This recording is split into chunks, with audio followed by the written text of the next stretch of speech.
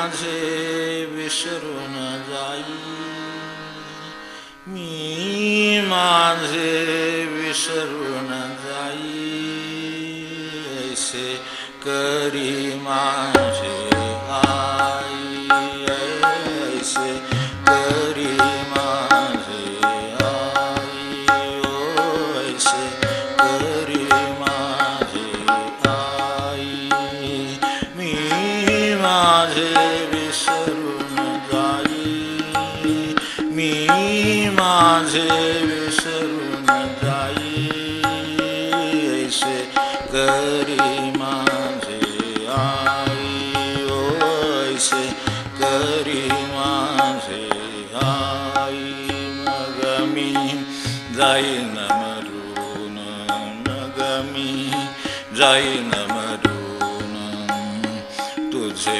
पायी स्थिरावीन, तुझे पायी स्थिरावीन, ऐसे करी माझे आई, ओ ऐसे करी माझे आई, तुम्हा जोडू दोन्ही करा, तुम्हा जोडू दोन्ही करा, एवढे द्यावे रघुवीर, एवढे द्यावे रघुवीर, ऐसे करी माझे आई, हो ऐसे करी माझे आई, कृपा करी देवाधिदेवा, कृपा करी देवाधिदेवा,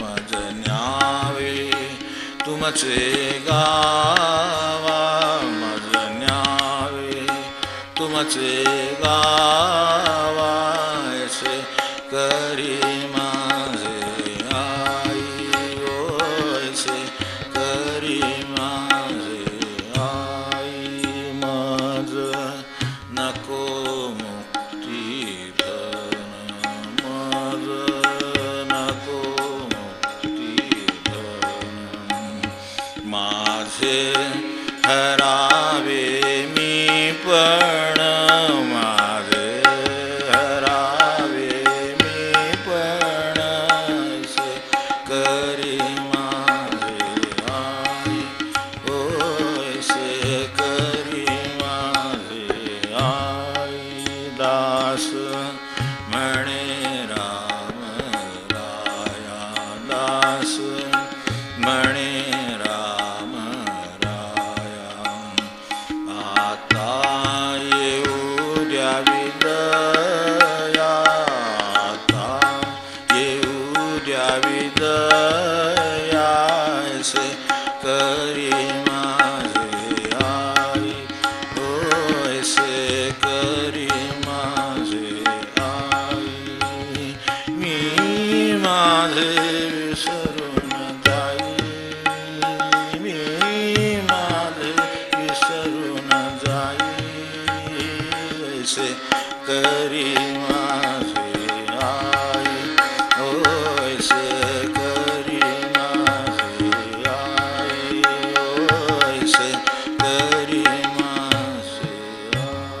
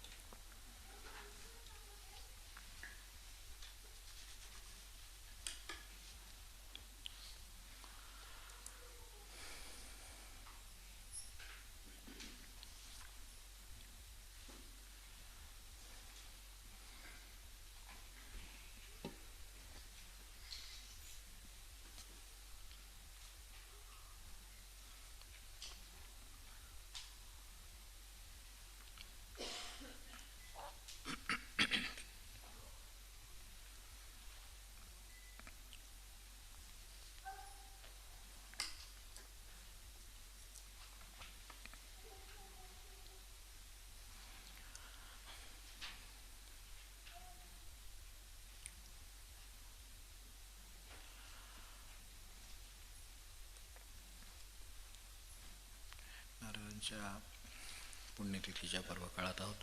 थोडा बोध 2-4 मुद्दे फक्त बघू आणि थांबू. तेव्हा एक पहिली गोष्ट म्हणजे 1-2 निवेदनं. सद्गुरू लीलामृताचं पारायण या काळात करतात. अनेक लोकांना ते माहिती आहे, करतही असतील आजही. आत्ता आजपासून सुरुवात केली तरी सप्ताहात पुण्यतिथीच्या दिवशी म्हणजे शुक्रवारी संपू शकेल. तर तसं आपल्याकडून व्हावं त्या निमित्ताने, किंवा किमान काय 1-2-3 तास जप तरी त्या निमित्ताने जादा व्हावा. काय शेवटी आपल्याला धरायचं आहे, अर्पणही करायचं आहे. पण एक त्यांना आवडणाऱ्या गोष्टी म्हणून त्यातली सर्वात महत्त्वाची म्हणून ती एक. त्याच्याबरोबर वृत्तीला वळण द्यायला मौन म्हणून ते जितकं जमेल तेवढं, तितकं नाम आपोआप वाढेल यासाठी असे काही संकल्प समोर असायला हरकत नाही. पुण्यतिथीचा आपल्या वार्षिक जो पर्व काळाचा, निर्याण काळाचा सोहळा आहे तो शुक्रवारी 23 तारखेला पहाटे 5:30 ते 6:30 आपल्या त्या वेळेनुसार, जास्तीत जास्त 6:45 तर असा अपेक्षित आहे. त्यांनी करून घ्यावा, त्यांना प्रार्थना आहे. त्याला ज्यांना शक्य असेल त्यांनी अवश्य यावं. कुठून येण्याची अडचण असेल तर फोन करून ठेवावा त्यांना, कारण पहाटेचं यायचं आहे. तर ते जरा कदाचित जर व्यावहारिकदृष्ट्या अवघड असेल तर कळवा. राजवाड्यावर किंवा कुठेही कोणी मंडळी आपल्याला घेऊन येतील, किंवा येत असलेली गावातून येणारी मंडळी कोणी असतील तर ती घेऊन येतील. तर त्याची व्यवस्था होईल, फक्त कळवलं म्हणजे झालं. नंतर पुण्यतिथीच्या दिवशी एकदा पहाटेचं निर्याण काळाचा झाल्यानंतर ज्याला जमेल तेवढा जप करण्याचाच आपला फक्त इथे कार्यक्रम, बाकी इतर काही कार्यक्रम असं सहसा नसतो, त्याप्रमाणे नाही आहे. पण वैयक्तिक नामदिवस किंवा तशा पद्धतीचा तितका काळ कोणाला जर तो करायचा असेल तर इथे करायचा असला तर फक्त आधी कळवा, म्हणजे प्रसादाच्या व्यवस्थेच्या दृष्टीनं बरं पडेल. केला तर आनंदच आहे, पण आपल्या सोयीनुसार आपण अशी वेळ त्यातली निवडली तर तसंही केलं तरी चालेल. पुण्यतिथीच्या नंतर पुढे वेळ असला तसंच बसला आणि नामदिवस करून गेलं तरी चालेल. थांबणार आहे, फक्त कल्पना द्या, म्हणजे त्यावेळेस जे काही येत असेल चहा पाणी नाश्ता प्रसाद दुपारचा ते हे सगळं करता येईल. याच्यासाठी 1-2-3 निवेदनंही करून ठेवले. आता हे सगळं आपण का करतो आहोत, किंवा करणारे का करत आहेत आणि न करणारे का करीत नाहीत, याच्याविषयी महाराजांना काय म्हणायचे तेवढे 2-3 मध्ये आपले तात्यासाहेबांचे म्हणणे काय आहे ते पाहूया. तर महाराज म्हणले, कैदीसुद्धा सुखातच असतो असं त्याला वाटतं.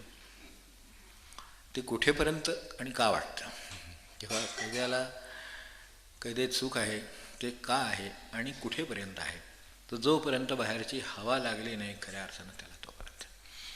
जेव्हा स्वातंत्र्याची हवा एकदा लागली माणसाला, खऱ्या अर्थानं परमेश्वराचं वारं त्याला मिळालं की मग कैद्याला जसं प्रपंचात फार सुखाचं नसतं आणि त्यातून कैदी शरीरानं तसा मनुष्य मनानं प्रपंचातून बाहेर पडू शकतो. या अर्थाने आपण मताच्या, स्वतःच्या मत, आग्रह, हट्ट, तमकं काय जे असेल, काय आपतं मी माझे विसरून जाई ज्यांनी सुद्धा प्रार्थना केलेली आहे, तर या मीपणातून माझेपणातून काय ज्या आपल्या कल्पना असतील त्यातून त्या कैदेत सुख आहे असं वाटतं. पण ती खऱ्या मोकळ्या हवेची, संतांच्या व्यापक विचारांची हवा लागली नाही तोपर्यंत, एकदा ती हवा लागली की संपलं. तर ती लागावी अशी या निमित्ताने आपण प्रार्थना करावी. ज्यांना लागले असेल त्यांना त्याचा आनंद आणखीन मिळावा. मग त्यांना ते आग्रह धरण्यात किंवा माझं म्हणण्यात, अमुक म्हणण्यात काही त्यांना रस वाटत नाही, कारण ते जीवन कशातलं आहे हे त्यांना कल्पना आलेली असते. दुसरं, यात जी अडचण आहे ती मनाची, त्याबद्दलचं एक की नाही मन साथ देत ही पण गोष्ट खरी आहे. त्याला तिकडं वळवणं हे पण आवश्यक आहे आणि ते सहज वळणार नाही हे पण खरं आहे. म्हणून त्याला महाराज उदाहरण देताना म्हणाले की घोडं बुजार असतं, जनावरं बुजार असतात, आपल्याला माहिती आहे. तर घोडं बुजार असतं, त्याला म्हणले नेतात त्यालासुद्धा. घोडं बुजार आहे म्हणून सोडून देत नाहीत, चुचकारून नेतात. तसं मनाला चुचकारून नेण्याची विद्या शिकून घ्यावी. तेव्हा मनाला चुचकारून न्यायचं म्हणजे कसं न्यायचं ते आपल्याला माहिती आहे. भले त्याला बाजारात जायचं असेल तरी जाता जाता देवाला जाऊन बाजारात जावं इतकंसुद्धा चालेल. येता येता देवाला जाऊन येऊया असं म्हटलं तरी चालेल. आणि हळूहळू बाजारात जेवढा वेळ गेला असेल तेवढा वेळ किंवा त्याच्या निम्म्या वेळ तरी इथे बसून मग पुढे जाऊ, असं हळूहळू चुचकारायचं काम आहे. कसं चुचकारायचं ते ज्याच्या त्याच्या मनाच्या ठेवणीवर, त्याच्या वळणावर, अडण्याच्या जागांवर अवलंबून आहे. ते करता आलं तर ही जमेल असं महाराजांनी एक सांगितलं, तेवढं लक्षात असू दे. आणि नेहमीच्या ज्या गोष्टी त्या अडचणी किंवा अनेक माणसांना परमार्थात अडचणी दिसतात सतत, कारण ते आम्हाचं लक्ष लागत नाही, वेळ मिळत नाही, वाचन होत नाही, वेळेला दिसत नाही, मग ते त्रास होतो. म्हणजे किंवा अशा तऱ्हेनं पुन्हा लोक नाव ठेवतात वगैरे, अगदी शेवट म्हणजे तिकडे. तर त्यामुळे लोक नाव ठेवतात ना, ते वेग तुटतात, अमकं होतं, ते असं म्हणतात तसं म्हणतात. तर हे सगळं जे सगळ्या मिळून अडचणी आपल्या दृष्टीनं ज्या प्रत्येकाच्या असतील त्या त्याला माहिती असतील. तर परमार्थातल्या अडचणींचं काय करावं हा एक मोठा प्रश्न प्रत्येकाला पडलेला असतो. म्हणजे ज्याला परमार्थ करायचा आहे, महत्त्व कळलं आहे, ज्याला हे स्वातंत्र्याचं भगवंताचं वारं लागलं आहे त्याच्या बाबतीत, तर ते आपल्याला जर अशा अडचणी पडल्या तर त्याला भिवून मनुष्य म्हणतो जाऊ दे त्याच्यापेक्षा. म्हणजे काय जाऊ दे, कीर्तन जाऊ दे, नाम जाऊ दे, भजन जाऊ दे, सत्संग जाऊ दे, दर्शन जाऊ दे, हे जाऊ दे, बाकीचं त्याचं काय गेलं तेव्हा म्हणले, बाकी सगळं आहेच ना. मग प्रपंचात ते इतकं सुखाचं आणि सोयीचं आहे का आपल्याला प्रपंचात सकाळी उठल्यापासून अडचण आहे. आणि उठवतानाच आपल्या अपेक्षेच्या आधी कोणतरी उठवतं, तिथपासून अडचण सुरू होते. साध्या भाषेमध्ये आपल्याला जेवढं मनसोक्त मनमोकळं झोपायचं असते तेवढंसुद्धा कोणी झोपून देत नाही. पाणी येईल, हाक मारील, कोणी मूल रडेल, काय होईल ते होईल, काय सांगता येत नाही, काही नाही. बाहेर कोणीतरी स्टार्टर मारेल जोरदार, डरडा, आपल्याला आहे ती झोप निघून, काय होईल सांगता येते, काय मोबाईल वाजेल, काही होईल आणि जागी. म्हणजे साधी एवढे झोपायचे आपल्याला, उठायचं ते तिथंसुद्धा अडचण आहे. पण ह्यासाठी मनुष्याने काही झोप सोडलेली नाही. ती गाडी निघून गेली, काय ते झालं, एकदा हाक मारणारा एकदा हाक मारून निघून गेला आपल्या कामाला, पुन्हा आपला मनुष्य तिथं अडचणींना भिवून झोप सोडून आता उठत नाही, आता उठलोच आहे. तर तसं नाही, तो म्हणतो अजून झोपू शकतो. म्हणजे तिथे त्याच्याकडे खूप पर्याय आहेत, तर तिथे तो भीत नाही. आणि ह्या भीती तर अगदी साधं सांगितलं. पण प्रपंचात किती प्रकारच्या माणसाला, म्हणजे किती प्रकारच्या अडचणी हे सांगण्यातसुद्धा म्हणजे निघालं तर एखादं कोश होईल एवढ्या अडचणीत. मला काही वेळेला असं वाटतं की प्रपंचाच्या माणसांच्या अडचणी एकदा, कारण अनेक वेळेला ते समोर येतात. इतकी माणसं, इतकी हजारो माणसं येतात, त्याच्याबरोबर हजारो काय लाखो अडचणी समोर येतात. असं एकदा वाटतं की बस एकदा, म्हणजे विनोबा असं म्हणले होते ना की चमत्कारांचे एकदा कोश करून टाकावा म्हणजे बस. आणि संतांचं चरित्र मग जास्त लिहायची गरज नाही, त्याच्यानंतर चमत्कार नंबर 27, 39 म्हणणं विनोबांच्या पद्धतीचं काम आहे ते, आपण ओळखून घ्यायचं बस. त्यातला मतितार्थ घ्यायचा, सारांश घ्यायचा, सोडून द्यायचं. मूळ मुद्दा बरोबर आहे. तसं मला प्रपंचातल्या अडचणींचं एकदा वाटलं, तर एकदा अडचण लिहून काढ. वडिलांचा त्रास आहे, सुनेचा त्रास आहे, सासूचा त्रास आहे, काय जे असेल ते, बहिणीचा त्रास आहे, काय जे कुठलं असेल ते, शेजाऱ्याचा त्रास आहे, पाणी गळतं, घर बांधून ते हे होतं, ते स्लॅब गळतो, एकदा सगळं काय ते एकदा लिहून काढा. एकदा अकारण माणसं चौकशा करतात त्याचा त्रास होतो, अकारण माणसं बोलतात त्याचा त्रास होतो, बोलतच राहतात त्याचा त्रास होतो, काय त्याचं ते असेल ते जे काय त्याला वाटेल, बोलत नाही माणूस त्याचा त्रास होतो, काय करावं, कुठं सगळे जे आपल्याला वाटते ना ते लिहून काढावं. कुठे काही संपेल असं वाटे ना, आणि अशी 40 पानी वही घालून काही त्याला उपयोग होणार नाही, ते कोश तयार होईल असं वाटलं मला. जेव्हा अशा अडचणी इतक्या आहेत, तर मनुष्य ह्या छोट्या छोट्या अडचणी झाल्या. पण माणसाला एका ठिकाणी अगदी त्यानं शेतकरी रानात विहीर काढली तर अगदी सगळं ठरवून, अगदी ते कोणाला ते पाणीवाल्यांना, आमकेवाल्यांना, सगळ्यांना, तो कोण डिपार्टमेंट असतं त्या डिपार्टमेंटला सगळ्यांना विचारून अगदी ठरवून त्या ठिकाणी विहीर काढली. पाणी नाही लागलं आणि एवढे फूट मनुष्य 40 फूट गेला, 50-100 तरी तिथे पाणी लागलं, तरी म्हणतो परत अजून खोल तरी जाईल, नाही तर दुसरीकडे तरी परत विहीर काढेल, दुसरीकडे काढत असतो. त्यामुळे ती एवढं ते सोडून तो दुसरीकडे काम करायला तयार आहे, दुसरा पर्याय काढायला तयार आहे. म्हणजे महाराजांना ते गणपतीचं जे विचारलं त्याची मला आठवण झाली की गणपती आमच्याकडे आणला आणि त्याला हे गेलं आणि ते तडा गेला आणि तो लाभत नाही, तेव्हापासून आमच्याकडे गणपती बसवत नाही. तेव्हा म्हणाले आपलं दुसरं लग्न झालं ना, असं महाराज म्हणाले. काय अचूक बोट ठेवत असेल तर साताने ठेव. तर आपल्याला पहिली पत्नी काही कारणाने वारली, आता काय साथीचे रोग होते त्या काळात, गोष्टी वेगळ्या होत्या, तर आपल्या लग्न लावत नाही.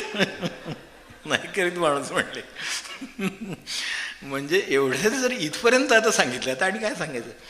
तर तसं हे आता त्याची आठवण झाली मला सर की असं जे एखाद्या वेळेला पाणी नाही लागलं तर मनुष्य दुसरीकडे पदार्थ बिघड अनर्से हसतात वगैरे नाही का अशा काही गोष्टी म्हणजे असं काय नक्की मला माहीत नाही हसतात का रडतात ते पण ते आता ते हसतात असले काहीतरी होतं लाडू बसतात.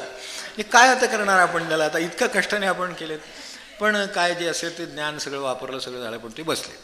तर आता तरीसुद्धा आपण काय सोडित नाही वाढवतो काय ते त्यांना उठवण्याचा प्रयत्न करतो काय उठवतोच ना शेवटी उठवत. आता एवढं जर आहे तर ही नोकरी लाभली नाही दुसरी करू हे क्लायंट लाभला नाही दुसरा घेऊ काय असेल ते करतोच मनुष्य पण केल्याशिवाय राहत नाही. ह्या दुकानात मिळालं नाही तर पुढच्या चौकात बघू किती माणसाकडे पर्याय. मग इतक्या सगळ्या अडचणी असताना तर त्याला तो त्याचे पर्याय जर काढत असेल आणि त्यासाठी तो ती वस्तूही घेणं थांबवत नाही तो प्रपंचही थांबवत नाही तर परमार्थातल्या अडचणीला त्यानं का भ्यावं असं विचारलं. परमार्थातल्या अडचणीला पर्याय नसेल काय. परमार्थातल्या ज्या अर्थी प्रपंचातल्या इतक्या किचकट अडचणींना रोज येणाऱ्या पर्याय असतो तर परमार्थातल्या एका दुसऱ्या अडचणीला किती पर्याय असू शकतील नक्की. तर त्यामुळे आपण त्या अर्थाने त्याचा विचार करावा आणि परमार्थ करावा. ज्यांना करायचं आहे त्यांनी त्या अडचणींना काही व्हायचं कारण नाही. काहीतरी पर्याय असेल कदाचित आपल्याला सुचला नसेल तर ग्रंथात मिळेल ग्रंथात मिळालं तर सांगणारा भेटेल काहीतरी होईल पण ते आपल्याला त्याला मार्ग मिळेल. पण त्याला काही मार्ग नाही म्हणून काही घरात बसण्याचं कारण नाही. मनुष्य एखादी गाडी चुकली त्याच्या मागची कुठलीही बघून जातोच ना. अनेकांची लाँग रूटच्या गाड्यांची रिझर्वेशनं चुकतात त्यावेळेला टॅक्सी करून पुढच्या स्टेशनवर मनुष्य गाडी गाठतो. आपण बघितलं मी बघितलेलं आहे की दुसऱ्या पुढच्या स्टेशनवर इथली चुकली पण आता ती जम्मू तावी एक्सप्रेस असल्यामुळे परवडणार आहे का माणसाला तो त्यापेक्षा टॅक्सी ठरवतो 200-500 रुपये घालवतो पुढच्या स्टेशनवरती गाडी जायच्या आत म्हणून मला ही गाडी गाठवून दे. आता त्यावेळेला तो ते पूर्वीच्या काळात हे 200-300 रुपये लागायचे ते 200 रुपये घालवून सुद्धा मनुष्य पुढच्या स्टेशनवर जाऊन आहे त्या रिझर्वेशनवर पुढचा सगळा प्रवास करतो का तर गाडी चुकलेला आपल्याला एवढा मोठा प्रवास करायचा आहे. मग त्यावेळेला जम्मू तावीला जाताना माणसाला एवढी मोठी अडचण आली तर त्यांनी प्रवास केलाच की नाही. म्हणजे हे जर केलं आणि करत असतो तर मग आपण या बाबतीत या अडचणींना मध्ये येतात त्यावेळेला त्यांना का भ्यावं. ह्या अडचणी झाल्या विघ्नही येतात ते एक आणि एखाद्या बघू आणि थांबू तर ते विघ्न येतात अनेक वेळेला. एखादं काम घेतलं काय ते हातात घेतलं की त्याच्यात विघ्न येतात तर ते येतात. प्रपंचात अनेक प्रकारांनी प्रसंगांनी ह्यांनी विघ्न येतात. तर त्याबद्दल एकदा तात्यासाहेब बोलताना काय म्हणाले की विघ्न येतात ही सूचना वजा असतात असं लक्षात ठेवा. कुठे आजारपण आहे कोणी मनाविरुद्ध वागलं आहे कोणी काय झालं तर ती सूचना वजा विघ्न आहे ते. तर विघ्न सूचना वजा आहेत तेव्हा ती काय सूचना देतात तर जन्माला आलो तो भगवंताला ओळखण्यासाठी आहे हे विसरू नये म्हणून विघ्नांची सूचना असते. ते विघ्न आले की मनुष्य क्षणभर ब्रेक लागला थांबतोच ना. कितीही किमतीची 16 लाखाची 25 लाखाची 30 लाखाची 40 लाखाची गाडी असते तरी 4 म्हशी जरी समोर आल्या तरी काही चालत नाही. म्हणजे एवढ्या मोठ्या प्रपंचांना सुद्धा अशी विघ्न असू शकतात. एवढ्या मोठ्या गाडीला 40 लाखाच्या सुद्धा तो तर जास्त काळजी घेतो कुठे शिंग लागू नये आणि काय ह्याला ते 25,000 पडायचं. त्यामुळं काही नाही झालं तरी सुद्धा एवढी गाडी म्हणजे आपली छोटी आहे बाबा एखादी स्कूटी आहे म्हणून आपण थांबलो असं नाही. तो 50 लाखावाला सुद्धा उभा राहतो मुकाट्याने काही बोलत नाही कारण मशीन काय बोलणार त्याला अनुभव असतोच त्यामुळे काय प्रश्न नाही. ते काही नाही मुकाट्याने 50 लाखाची गाडी म्हणजे जास्त आणि काळजी घेऊन थांबतो नको बाबा जाऊ दे तिकडं सगळ्यांना. शेरडे येतात आपण बघतो कळपच्या कळप हे बाजूला उभा असतो ते त्यांना बोलवून ते मनुष्य त्याचा आणि त्यांना पाळणारा माणूस इतका तयार असा कोणी तयार असेल मनुष्य तर असा जे ज्याला ऐकायला येतं आणि ऐकायला येत नाही असं दाखवता येतं आणि जे करायला पाहिजे ते त्याला माहीत असतं आणि तो करीत नाही असं असतं ना. त्या कॅटेगरीतला माणूस 1 नंबर कसं काय असतो तो कोणाला ठेवू. पण तो नुसता तुमच्याकडे बघतो एकदा काठी आपटतो त्या तशाच जात राहतात आपण बघत राहतो अहो ते हलवा त्यांना कळेल अजिबात.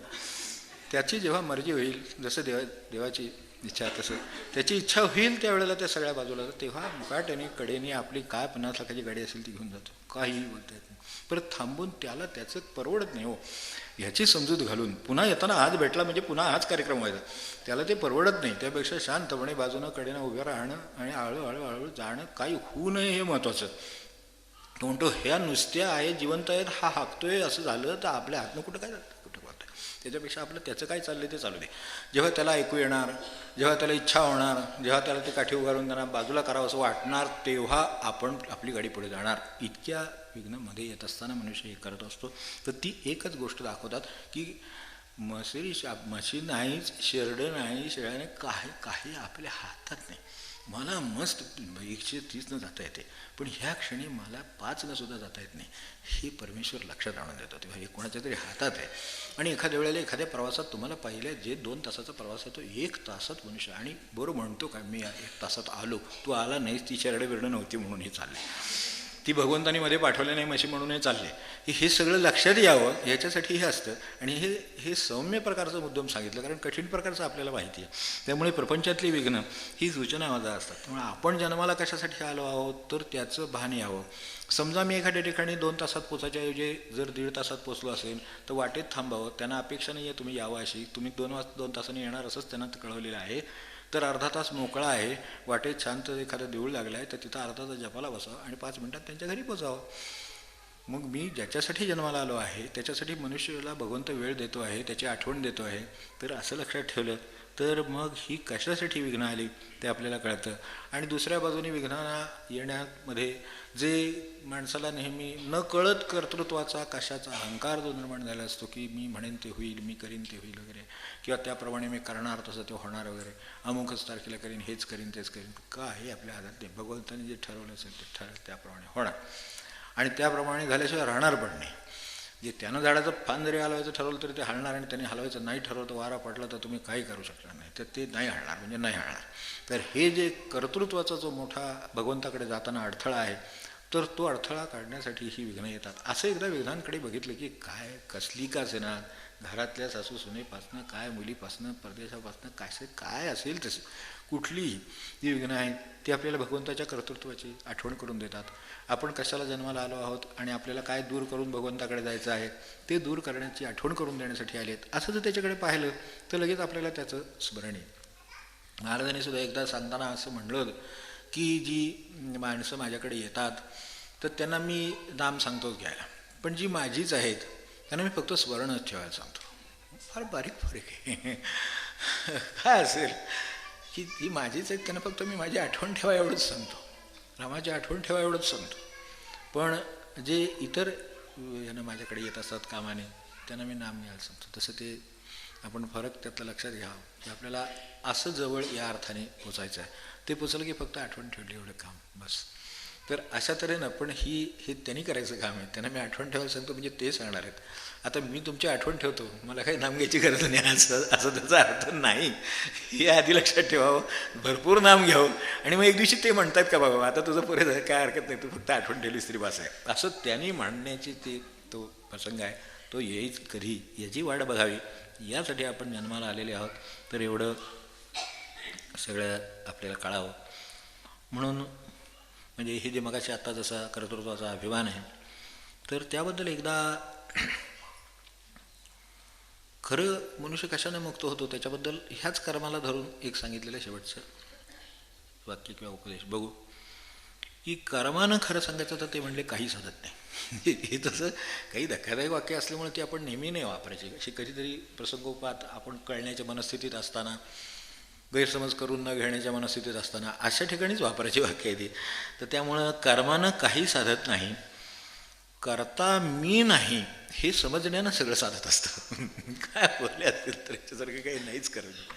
तर ते कर्मानं काही साधत नाही म्हणजे काही कर्म करून साधत नाही असं नाही. कर्म केल्यानंतर काहीतरी होणार आणि कर्म तर करावी लागणारच, पण करता मी नाही हे समजण्यानं खरं साधतं माणसाला. काय साधतं ते, तेव्हा ते आपल्या दृष्टीनं यश येण्यात असो, अपयश येण्यात असो, एखादी गोष्ट घडण्यात असो न घडण्यात असो, करता भगवंत आहे, करता मी नाही, याची यानं जे साधतं ते खरं परमार्थातलं साधतं असं म्हणाले. तेवढं लक्षात ठेवू आणि काय ते आपण नाम घेऊ, पद बनवून बस.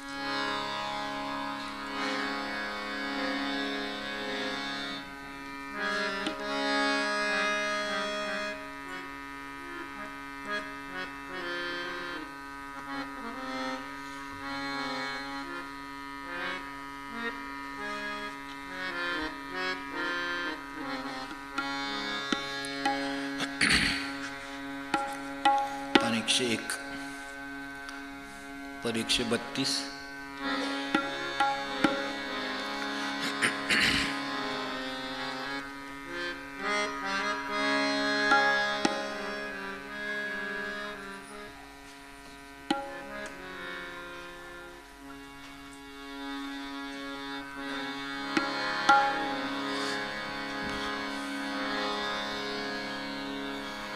मी नाही पाहिला, मी नाही देखिला, मी नाही पाहिला, मी नाही देखिला, श्री ब्रह्म चैतन्यासारखा नाही पाहिला, या ब्रह्म चैतन्यासारखा नाही पाहिला, मी नाही पाहिला, मी नाही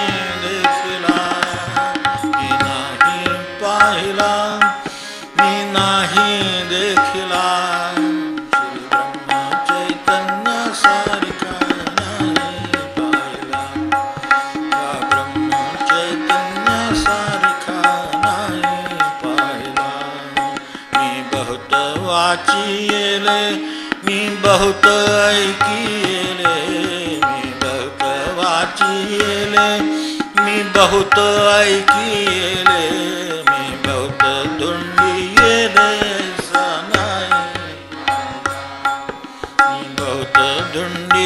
ऐसा नहीं पाहिला, श्री ब्रह्म चैतन्यासारखा नाही पाहिला, ब्रह्म चैतन्यासारखा नाही पाहिला, तो मुलामध्ये असे, तो स्त्रियामध्ये बैसे, तो मुलामध्ये असे, तो स्त्रियामध्ये बैसे, पण ऐसा निर्विकारी जगी में नाही पाहिला, पण ऐसा निर्विकारी जगी में नाही पाहिला, श्री ब्रह्म चैतन्यासारखा नाही पाहिला, या ब्रह्म चैतन्यासारखा नाही पाहिला, तो माया मोह पाळी काय करतील लेकुरवाळी, तो माया मोह पाळी काय करतील लेकुरवाळी, पण काम क्रोधा जाळी ऐसा नाही पाहिला, पण काम क्रोधा जाळी ऐसा नाही पाहिला, श्री ब्रह्म चैतन्यासारखा नाही पाहिला, या ब्रह्म चैतन्यासारखा नसे त्याचे घरी, पण कुबेर लोळे दारी, काही नसे त्याचे घरी, पण कुबेर लोळे दारी, तो वाटेल त्याची करी ऐसा नाही पाहिला, तो वाटेल त्याची करी ऐसा नाही पाहिला, या ब्रह्म चैतन्यासारखा नाही पाहिला, या ब्रह्म चैतन्यासारखा नाही पाहिला, तो म्हणवी अज्ञानी, पण ज्ञानी अंसा ज्ञानी, तो म्हणवी अज्ञानी, पण ज्ञानी अंसा ज्ञानी, तो वेद गूढ जाणी ऐसा नाही पाहिला, तो वेद गूढ जाणी ऐसा नाही पाहिला, चैतन्यासारखा नाही पाहिला, या ब्रह्म चैतन्यासारखा नाही पाहिला, तो जासी म्हणे घर तिथे मोकळा दरबार, तो जासी म्हणे घर तिथे मोकळा दरबार, पण नांदे रघुवीर ऐसा नाही पाहिला, पण नांदे रघुवीर ऐसा नाही पाहिला, ब्रह्म चैतन्यासारखा नाही पाहिला, ब्रह्म चैतन्यासारखा नाही पाहिला, जो जाई एक वार तो विसरे घरदार, जो जाई एक वार तो विसरे घरदार, त्यास देई नाम सार ऐसा नाही राम सार ऐसा नाही पाहिला, ब्रह्म चैतन्यासारखा नाही पाहिला, या ब्रह्म चैतन्यासारखा नाही पाहिला. तो गंगावने कर त्याचे पायी मुक्तिचार, तो गंगावने कर त्याचे पायी मुक्तिचार. दसदासाचे माहेर ऐसा नाही पाहिला, दसदासाचे माहेर ऐसा नाही पाहिला. ब्रह्म चैतन्यासारखा नाही पाहिला, या ब्रह्म चैतन्यासारखा नाही पाहिला. मी नाही पाहिला, मी नाही देखिला, मी नाही पाहिला, मी नाही देखिला. श्री ब्रह्म चैतन्यासारखा नाही पाहिला, या ब्रह्म चैतन्यासारखा नाही पाहिला. श्री ब्रह्म चैतन्यासारखा नाही पाहिला.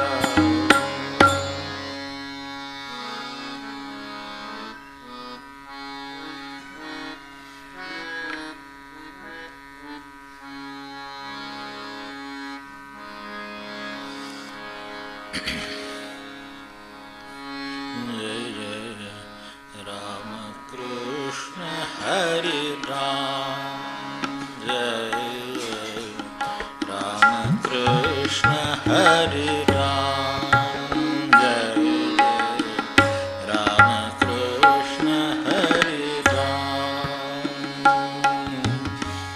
राम कृष्ण हरे राम, राम कृष्ण हरे राम, जय राम कृष्ण हरे राम, जय राम कृष्ण हरे राम. राम कृष्ण हरे राम, राम कृष्ण हरे राम,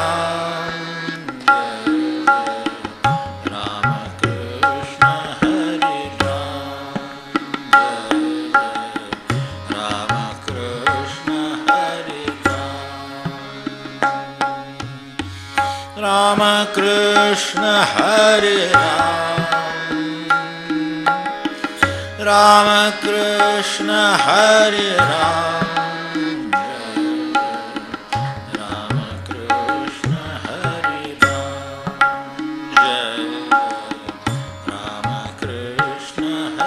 राम.